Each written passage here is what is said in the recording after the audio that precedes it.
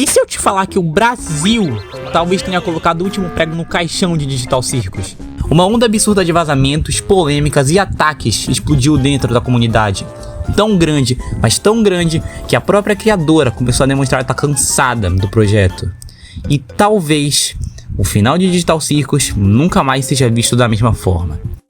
Mas antes da gente falar sobre tudo isso, o que é Digital Circus?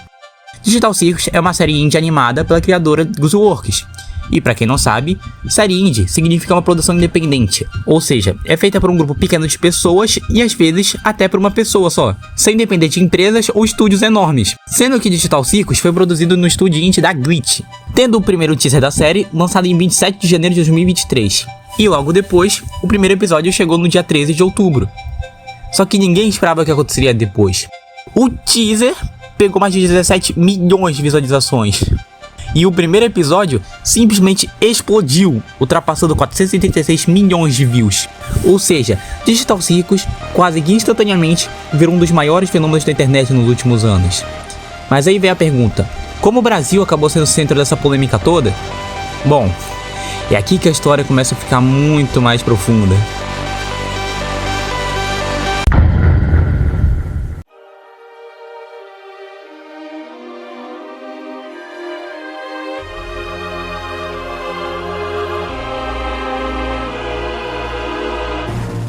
Sendo uma obra extremamente popular, era óbvio que Digital Circus ia criar uma fandom gigante.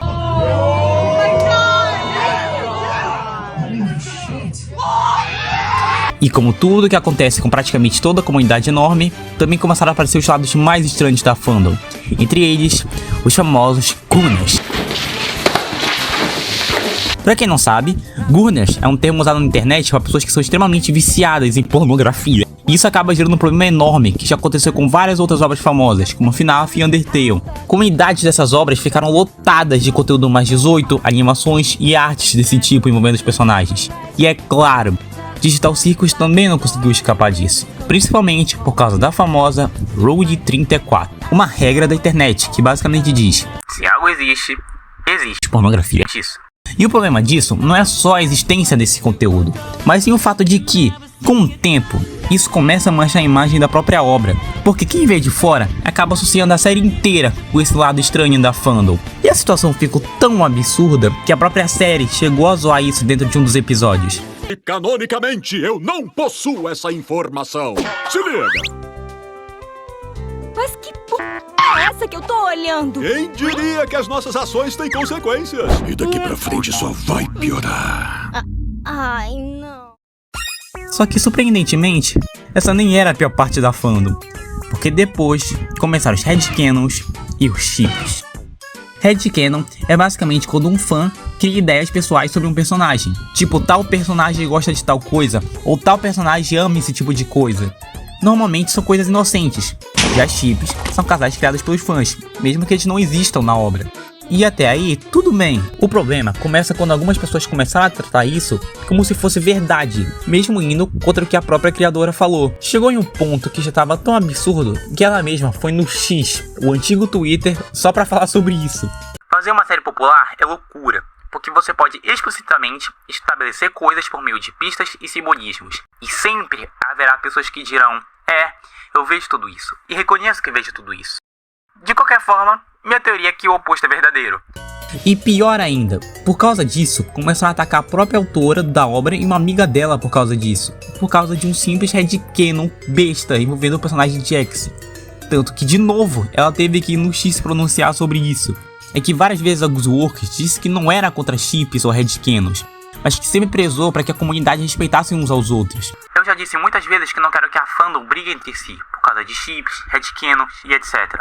Talvez eu apenas seja muito cauteloso, mas quando vejo transfobia real se misturando a tudo isso, não consigo deixar de me preocupar para qualquer outra coisa envolvendo os futuros headcanons da Daisy. Acontece é que conforme os episódios iam lançando, a toxicidade também ia aumentando. Não importava quantos avisos a criadora dava, a comunidade nunca parecia escutar.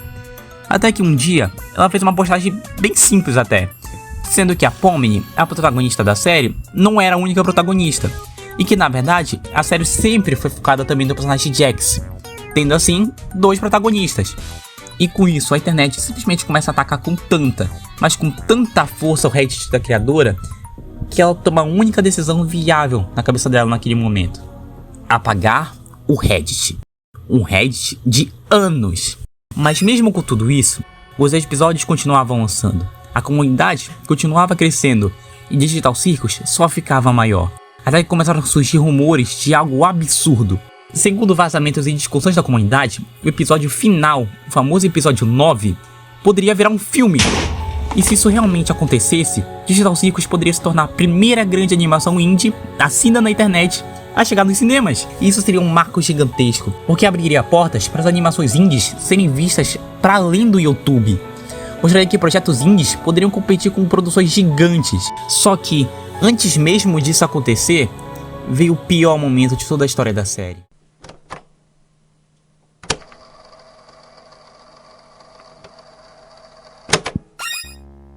19 de maio, o dia em que o Digital Circus sofreu o golpe mais pesado em toda a história da série. Porque faltando apenas algumas semanas para o lançamento do filme The Last Act, o grande evento final da série simplesmente vazou na internet.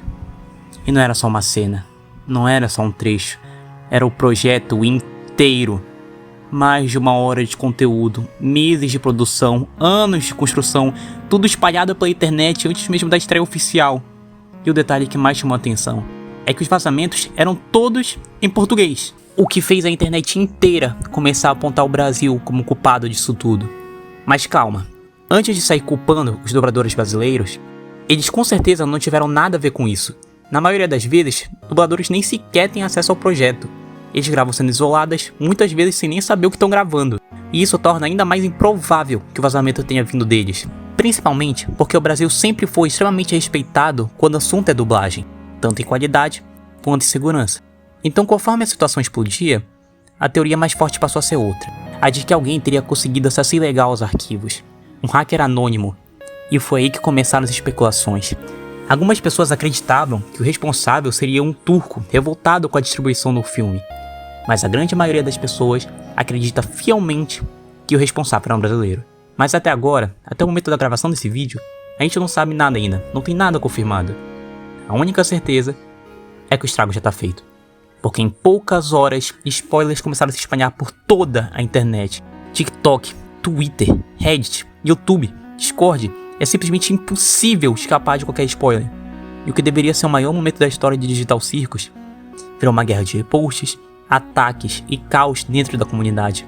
Só que o pior de tudo é que a Ghostworks já não aparecia também faz muito tempo. A criadora já estava cansada, exausta, mas ao invés da internet demonstrar empatia, ela só recebeu mais ataques. Porque simplesmente quando uma fã foi avisar a Ghostworks que o filme tinha vazado, a resposta dela foi um simples e quem liga? Então ela começou a sofrer uma chuva de ataques, até que finalmente ela deu uma resposta. Eu sei que as pessoas estão chateadas com minha resposta, o que é normal, mas eu só queria fazer um desenho animado, e acabou sendo muito mais problemático do que valia a pena. Eu realmente não consigo mais colocar meu coração nisso, ficou muito maior do que eu, e talvez eu nunca devesse ter sido a figura principal disso tudo. E sinceramente, essa talvez seja a parte mais triste dessa história toda, porque no fim, Digital Circus era uma série indie animada feita por pessoas que amavam o que faziam, mas conforme a série cresceu, a pressão, os ataques, a expectativa e a toxicidade na internet começou a engolir tudo. Isso levanta uma pergunta meio assustadora. Quantos criadores precisam perder o carinho pelas próprias obras até a internet perceber o estrago que ela causa? Porque essa não foi a primeira vez. E provavelmente, infelizmente, também não vai ser a última. Então, se você realmente gosta de Digital Circus ou de qualquer outra obra criada por pessoas independentes, apoie os criadores. Tenha empatia, porque por trás de cada animação existe alguém real, alguém que também cansa, também sofre e também quebra. E no fim, essa foi só mais uma das histórias bizarras da internet.